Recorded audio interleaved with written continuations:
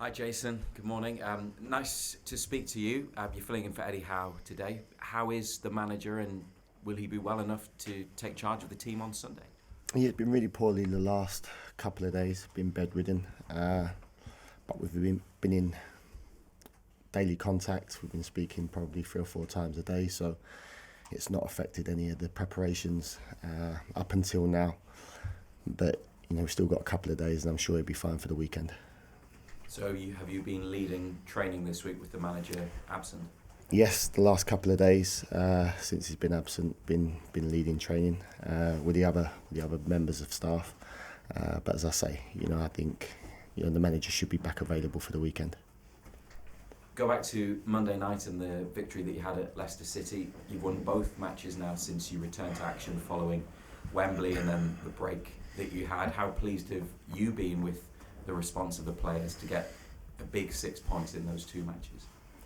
Yeah, we've been really pleased. Obviously, when you come off the back of such a high of winning the cup final, then there's always that potential where you could lose your focus from the league form that's so important for us. So, in some senses, the cup final came at a good time. We obviously won that, and then we went into the international break, so it gave us that period to enjoy that moment. But then to get some really good work into the guys and to make sure they was fully focused and prepared for the first game after that, which was Brentford, and then away at Leicester, and we've delivered 2 good performances, not our best performances, but the most important thing was getting the results, and I think the lads deserve a lot of credit for that. You've got 8 matches remaining in your Premier League season and a game in hand on the teams around you. How do you see that race for Europe? Because in the current standings, it's really tight and there's a lot of teams that you are competing with for those places at the top. It's really tight, and as we know, to try and get 3 points in the Premier League is incredibly difficult, and you have to be at your best and you have to be at the top of your game. Because if you're not, we know, we've experienced it ourselves, then you'll get punished. And as you say, certainly with 8 games to go, everybody's fighting. There's a lot of teams fighting for the same as what we are. So, all we can control is our own performances and what we do. And I think the most important thing is that we go into every game, we approach it as we have done all season, and all we can do is go and give the best account of ourselves and deliver the performance that we expect of ourselves, and hopefully that's good enough to get the 3 points. And if we can continue that way, then hopefully that'll be enough to achieve our end goal. You've been without Anthony Gordon, firstly through suspension, and then he wasn't in the squad at Leicester on Monday. How is he doing in his recovery from that knock that he picked up while on England duty, and is he back for Sunday? He's had a decent week with the physios. He was back out on grass for a pitch session yesterday. So we'll assess him again today to see how he's responded to that session, and then we'll have to make a late call on whether he's available for the bench on Sunday. And lastly, what would you say about the magnitude of the fixture on Sunday? Because for a lot of fans, Newcastle versus Manchester United is one of the biggest games that they will play. As a rivalry that goes back a few decades. You've come out on top against them at home in recent seasons, and your record is generally really good, but it's obviously going to be a huge afternoon. Yeah, we see it as another important game for us. I know, no matter who Man United come up against is a big game there.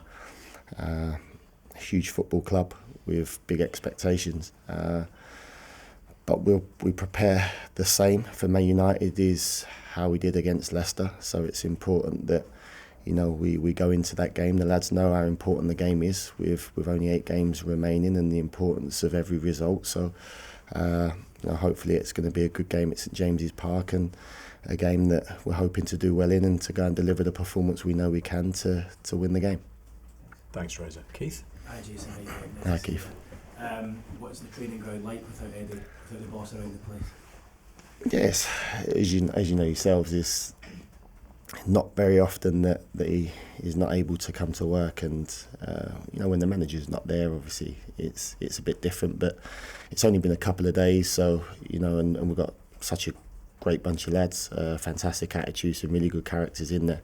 They know the expectations, they know the demands, and they know what they need to deliver to make sure they're fully prepared for the weekend.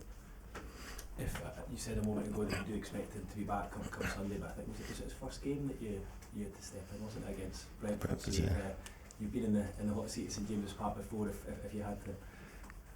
Yeah, I'm not expecting him not to be available for Sunday. You know, I think if it was a game that was maybe tomorrow, then potentially that might have been different. But obviously we've got the game on Sunday, and I think the extra day certainly will help him, and I'm sure he'll be there to lead the team.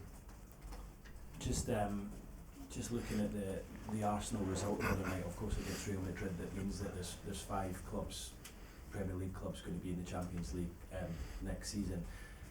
Does that, I'm not saying give you guys a bit more comfort, but does it kind of give you more hope, if you like, that you can be one of those teams that nick one of those places next season? It's obviously very tight there, but when you look at this next week, Manchester United on Sunday and then Crystal Palace, if you win both of those, you are looking like you're in a strong position. Yeah, you know, we're in a position that, you know, we would have wanted to be in, with 8 games remaining, competing for Champions League places. And as you say, with the Arsenal result the other night means there's an extra place, 5 teams from the Premier League. But then there's a lot of teams that are fighting for them positions. So, you know, all we can focus on, we know we've got a busy week coming up, but the most important thing is that we just focus on the Man United game and making sure that we prepare right for that. That's all we're in control of. And, you know, I think if we can go and deliver a performance against Man United and get the result that we want, you know, it takes us one step closer to where we want to get to. And how pleased have both yourself and the manager been at how well the players have switched their focus back to league matters after the cup final? Because it could have really been easy to have been distracted by that, but it's been 2 really good solid wins off the back of all the celebration. Yeah, we've been really pleased. As I said earlier, you know, after such a big high, it's easy to sort of almost lose your focus a little bit and sort of get a little bit distracted with everything that's gone on and all the talk around the city. But as said, you know, we've got a fantastic group of players. They know the expectations, they know the demands that are put on them, and the manager drives that every single day. You know, one thing about Eddie, he won't let anybody sort of almost take themselves to a place other than where they're meant to be, and that's their daily work and to deliver the performance. And psychologically they know they need to be where they need to be in their head to be able to go and deliver them type of performances.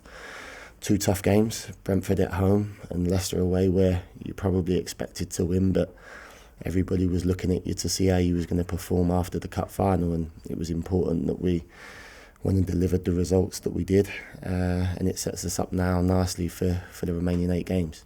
Thank you. Thank you. Andy? Just going to say, you've seen it all in your time at Newcastle so far. We've talked about the memes, of course, you know, the pubs being renamed, but now the trophy success, the Champions League, of course, season. I just wondered how you kind of sum up your time at Newcastle so far. I imagine it's quite difficult to do. It's certainly been a great journey for us, for sure, and one that, you know, we wouldn't have expected, certainly so soon. You know, there's been some incredible sort of moments and achievements along the journey, and yeah, absolutely delighted. You know, we knew what the football club meant to the city, sort of arriving here. We knew the football club hadn't won a trophy for so long, and the importance of trying to achieve that. And, you know, it was one of our goals when we arrived, and we spoke about, you know, wanting to try and do that and deliver that. And, you know, we're honoured to be able to have helped the football club sort of win their first trophy in such a long time. But, you know, for us, it don't stop there. You know, the most important thing for us now is, you know, Manchester United and focusing on that and making sure that, you know, we deliver the performances week in, week out and get that consistency that will hopefully lead to more success. Yeah, looking at the present day, how many times have the players or the coaches indeed even tried to copy Fabian Schar's assist from Monday night on the training pitch this week? I love to say that we taught him everything about the strike, but no, I think, you know, Fabi's been at the football club a long time. We know he's got that in his locker. He's scored some fantastic goals from long distance during his time at Newcastle. and he's got that creative brain where he can deliver that type of shot. It's just a shame that it wasn't an inch or two lower to actually go in, because it would have been an incredible goal. But we know Fab is capable of that. Obviously, you don't expect it, but it was a great moment, and Jacob Murphy done incredibly well to follow it in and to finish the rebound. Speaking of strikes from long range, I imagine you, like anyone else this week, saw Declan Rice's 2 free kicks against Real Madrid. When you do watch those moments, not that you need any extra motivation to make Champions League, but you see those fantastic moments at the highest end of the game, does it drive you on even further, you and the players, to be at Europe's top table again? Yeah, of course. When you see not necessarily goals, but them type of games, I think every player will tell you they want to be playing in them top games, and we've experienced some ourselves in our time at Newcastle. The players have.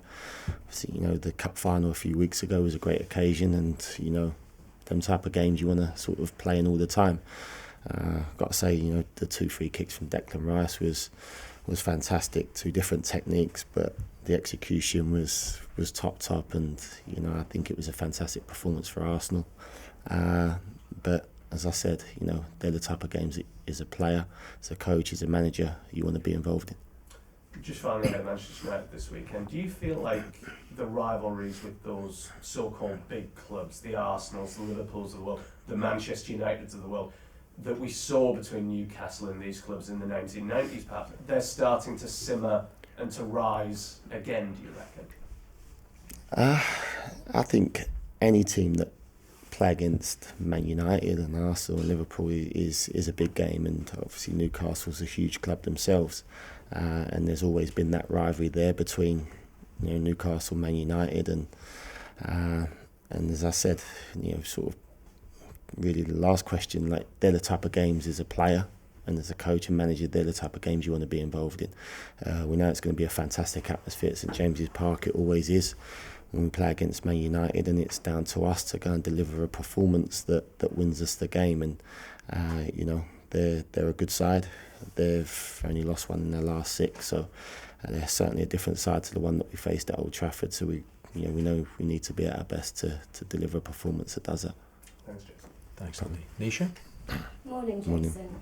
With Man U having the game midweek just yesterday, how do you balance that desire for the intensity, particularly at St James's Park? Fans will want you to take advantage of perhaps a slightly tired Man U team, but balancing that with the incredibly busy week that you've got, I think it's 3 games in 6 days. Yeah, it's our only focus sort of like now is we're not necessarily focusing on Crystal Palace and Aston Villa, because I don't think you can, and you can't really sort of prepare for anything other than sort of Man United. And the most important thing for us is to make sure we get that bit right and deliver the performance. Obviously they played last night, but I've seen sort of time and time again sometimes that can work in your favour, where you sort of got that rhythm of games. And as I said, they're in a good run of form, certainly in the Premier League of recently. Well, they've only lost 1 in 6, so they'll be coming to St James's Park expecting a good performance and a result. All the top teams, Man City, sort of Liverpool, Arsenal, they'll go and deliver 3 top performances in a week and go and get 3 results. And I think Man United is more than capable of coming to St James's Park and delivering a top performance. We just got to make sure that we're at our best to make sure that we're the ones that come out on top. And just finally for me, you've spoken about, the Carabao Cup, the Champions League, all you've achieved, but I guess that's all part of that has been from what you as a team of coaches have done with some of the players that have already been here, like Joe Linton, transforming him into the midfielder who he is now, like Jacob Murphy, who's had this renaissance. Can you give us an insight into how you, as coaches, have worked on that kind of man-for-man improvement of players? I think as a coach, as a manager, certainly with the way the manager and myself and the rest of the coaches work, part of your job and the most important thing is to try and improve, every individual player that's at the football club. That's your duty. That's what we try and do. There's not just one way of doing that. There's individual work, there's unit work, there's teamwork, there's analysis, there's conversations.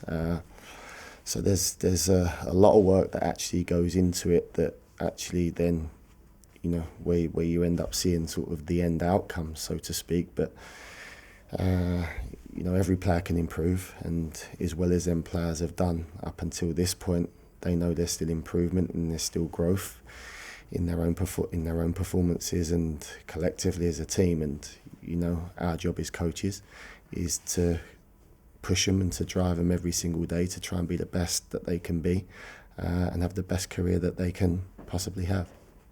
Thanks, Nisha. We'll go to Damien Sparman, Lee Ryder and Ian Mercer. Hi Jason. I've spoken a lot to Eddie about this in recent weeks, but how has life changed for you and your family in the weeks since the cup final? Obviously, it gives you a greater understanding of what it actually means to the people of the city.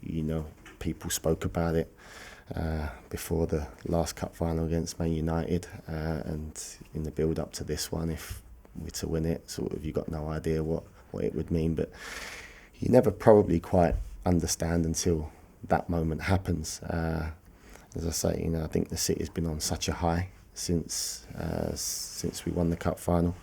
You realise what it means to everybody, but in terms of does it change our lives and what we do, I think in this game you have to quickly move on and think about the next game, so to speak, so you don't get too much time to actually dwell on it and reflect on it. It'll probably only be come the end of the season when you reflect on the season as a whole and realised what a great achievement it was. But as I say, our only focus is trying to prepare the team to go out there and deliver consistent performances.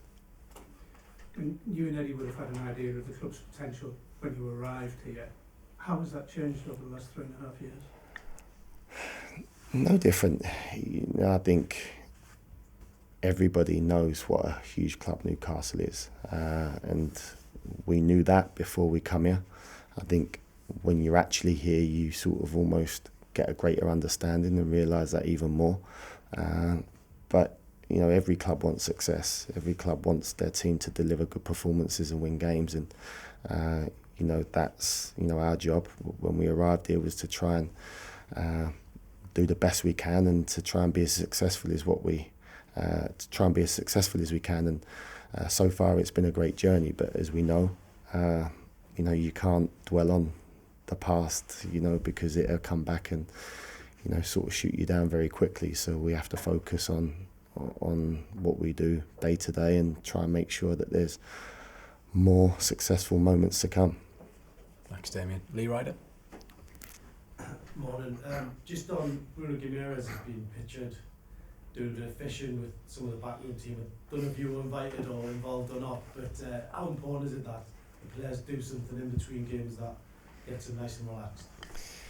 Yeah, I did see that actually, the post with Bruno, and I just think it just goes to show how tight and how close everybody is. It's not often that you'll see the captain of a team going fishing with staff members, and I think that's testament to Bruno himself and the tight knit group that we've got and we've created here at the football club. And I think it is important for players to switch off. There's so much pressure on their shoulders, and there's a lot of talk and there's a lot of demand that they have to deal with. So I think when them moments come where they sort of have a free day or a couple of days to themselves, it's important that they do switch off, recharge their batteries and come back fresh again. And it was great just to see Bruno fishing with a couple of staff members. I'm sure he had a great day. Not spoke to him in too much detail about it, but it was great to see from our perspective, and it's really important. Just on Man United, obviously there's been some famous games in the past. Do you tap into those games with what the fans loved, or do you have to be your own version of Newcastle United? No, I think we have to be the own version of ourselves, like we always are. I think we can't try and be a team that we're not. We have to prepare for the game like we do every single every single week. Each opposition is different. They have different strengths and weaknesses, and it's for us to try and exploit that and make sure we deliver a performance that we feel is good enough to win the game. And that's the only focus right now, is to make sure we get the players in that place where they can go out there, feel confident to go and deliver a performance that does that for us.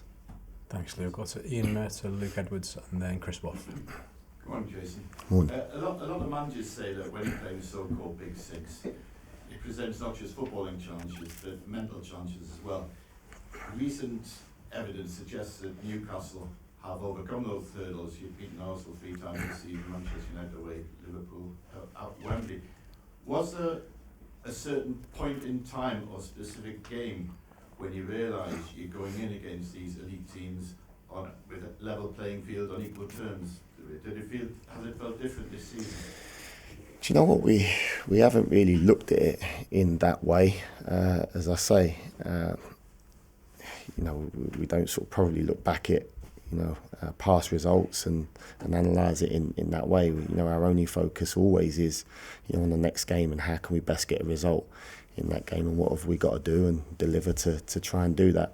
But we do back ourselves against any team we come up against. Certainly now, we're confident that if we can go out there and deliver the performance we know we're capable of, then we'll be a tough game for anybody, not just in the Premier League, in Europe, and I think we've proved that so many times. This season, Newcastle already laid a 70-year-old bogey, winning domestic silverware. Are you aware it's 95 years since Newcastle did the double over Manchester United, and would that present a motivation itself? No, not aware of that. And it's probably, we won't use that because I think sometimes, these things can probably put a little bit more pressure on, unnecessary pressure on players. We just need to go out there and deliver a performance that's good enough to win the game, and hopefully we can go out there and do that. And if we do, then it'll be a lovely record to sort of to achieve. It's been a hell of a long time, as you say. But our only focus is to go out there and deliver the performance, not what's happened in the past. Thanks, Ian. Luke Edwards. Eddie's attention to detail is well known. Do you think he'll look back on this press conference and analyse your performance? No, I'm surprised. He's probably got a live feed there now, but no, his attention to detail is top, and that's why he's one of the best managers that's out there. Certainly now, we know what a top manager he is. The attention to detail that he goes through, and I think that's why as a manager he's had this career that he's had. With that in mind, be honest, after 17 years together, have you quite enjoyed a few days break at work this week? No, do you know what? No, but as I say, we've been in constant dialogue all the time. It's really unusual for Ed to not be well enough to come to work. So we still speak on the phone. Miss not having him here. We work well together, and I'm sure he'll be back very soon. Thank you. Thanks, Luke. What's Chris Waugh, Scott Wilson, and Jordan Cronin, please? Morning, Jason. Just checking on Alexander Isak's fitness, because obviously he's had this injury he's been carrying for the last couple of games. Is he fully fit going into the weekend? He's trained the last couple of days. He's trained and feels fine. It's one that we assess day by day, but we're expecting him to hopefully be available and fit for the weekend. And with it being a 3-game week, is he fit enough to start 3 games inside a week, or is he going to need to be managed during the next week or so?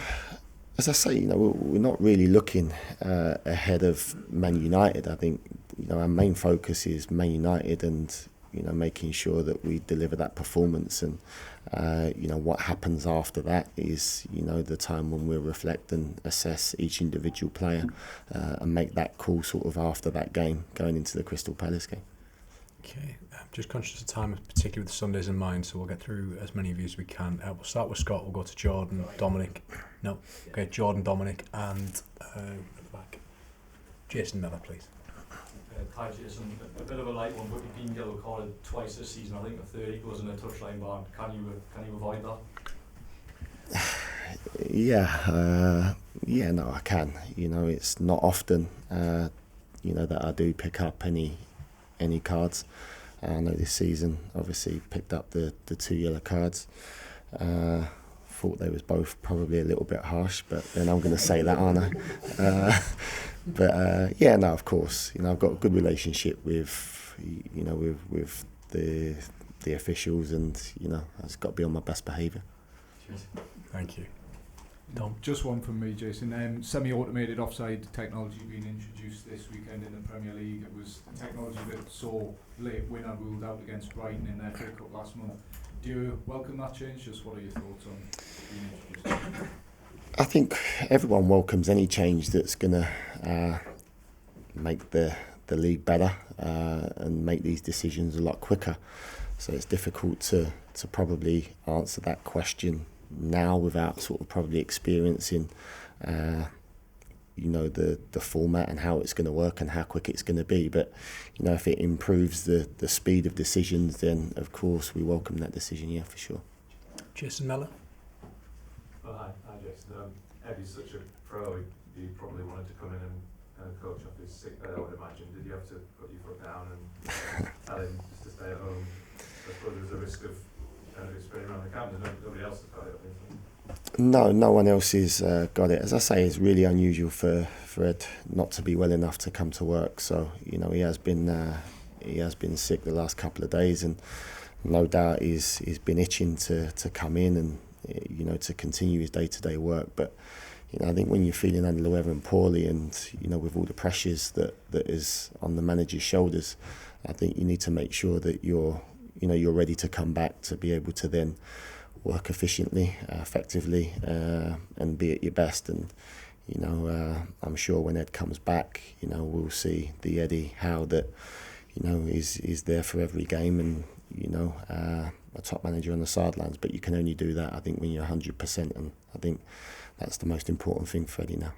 Just separately, apparently you're coming up against one of the worst goalkeepers in Manchester United's history on Sunday. Do you agree with the manager's happening? I wouldn't say that. I wouldn't say that at all. I think he's a top goalkeeper, and like every player, every player on the football pitch makes mistakes. I think he's no different to anybody else, but we're not looking at it that way. Seen him deliver some top performances in goal for Man United, but I certainly wouldn't agree with them comments, myself.